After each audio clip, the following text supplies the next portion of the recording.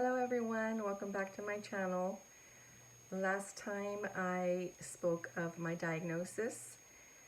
Today is video number 2, and I'm going to be talking about, what came after that. So after that, I needed to have a PET CT scan, and I met my oncologist. So that's what I wanted to talk about today.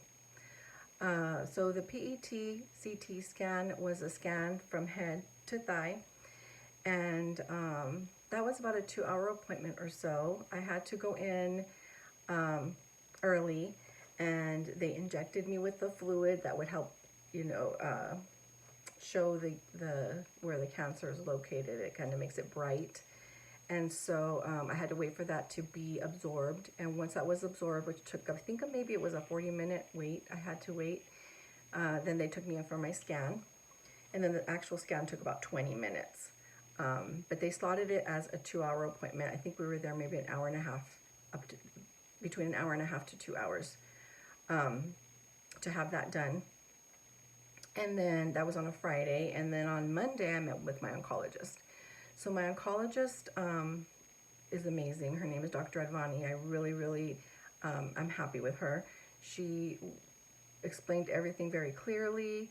She was very reassuring. She answered all my questions. I asked her if she would allow me to record the appointment, and she had no problem with that. She offered to even do like a FaceTime appointment, a video chat with my family if we wanted to do it that way.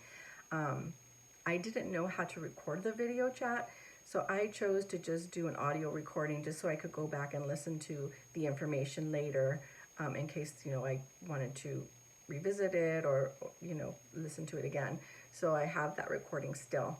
But during my appointment, I was able to see my scan, and I was able to see that I do have little spots, which are, the cancer, and, in the lymph nodes.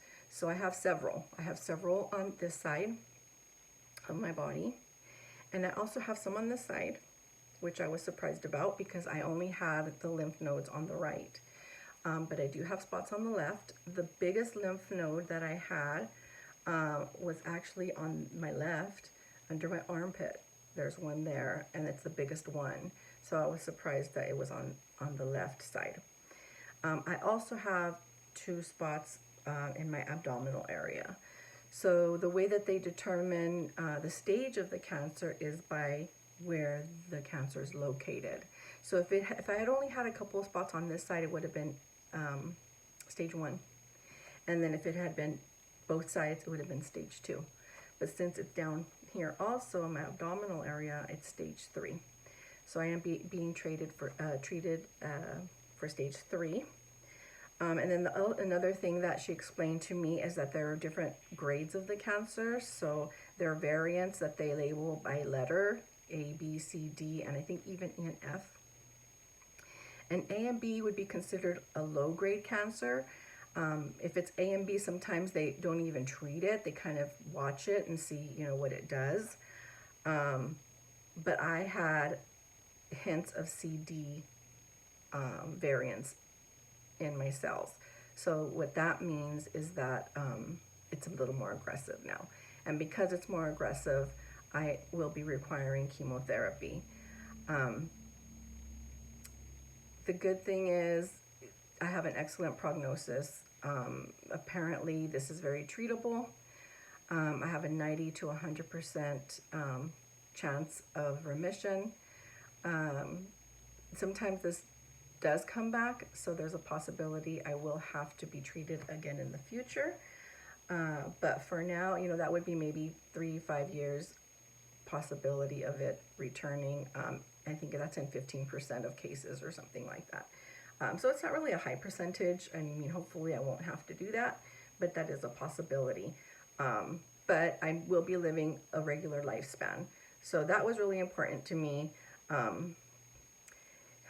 You all know, well, not those of you who know me know that it kind of makes me emotional that I'm a single mom. So, I want to be around for my kids.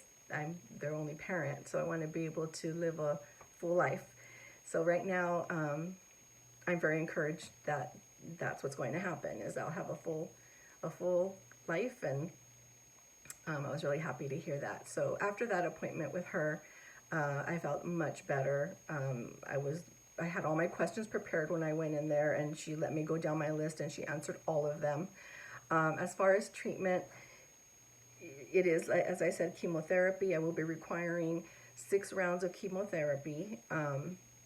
So I am going to be having to take 6 months off of work. I'll be on 6-month disability, temporary disability, because I work at a school. I think for some people who have other jobs where they aren't exposed to, a lot of germs, they are able to go back to work while in treatment. But in my case, especially with COVID-19 right now, it would be a huge risk for me to go back to work while in treatment. So I won't be able to work while I'm having my chemotherapy treatments. So I have to take 6 months off. I'm going to be treated with, it's like a cocktail of drugs called R-CHOP. It's the same treatment that's given to non-Hodgkin's lymphoma patients. It's a little bit more aggressive, I think, than regular, it's called classic Hodgkin's lymphoma, because of the stage of my cancer. So I will be having to do a treatment that's a little more aggressive, and she told me it's the same that the non-Hodgkin lymphoma patients receive. She did tell me that the cancer is very, very hard to diagnose. She said that the cancer is very rare. Hodgkin's lymphoma itself is only about, or lymphoma, I think, is only about 15% of cancers. And then of Hodgkin's lymphoma, the type that I have is only about 5% of that group. So it's like really rarely seen and hard to diagnose, and that's part of the reason why it took so long for me to receive my diagnosis. I think, because I wrote down my notes, I think I went over everything. The only other thing, side effects. So the side effects of chemo, I think we all know, is nausea and also hair loss. So I will be losing my hair. I'm okay with that. This will probably be the last video I will be shooting with my hair, because I will probably be starting chemotherapy within the next 2 weeks. And I think once you start, it's 2 to 3 weeks before your hair starts to fall out. So I just figured it's probably, a lot less traumatic to lose short hair than it is to lose long hair. So yeah, I'll be having my hair cut this week sometime. I just need to call my stylist and see when she has time for me. I have a busy week ahead. I have 4 appointments next week, so I have to try and squeeze her in around those. And probably my next video, maybe will be about that.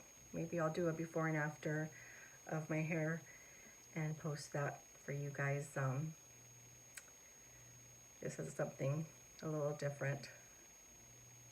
Okay, but yeah, I'll let you know how my week goes next week. Like I said, I have several appointments before my treatment starts. Maybe I'll talk about those, and we'll see my new hairdo. Okay, thank you for watching, and I'll see you next time.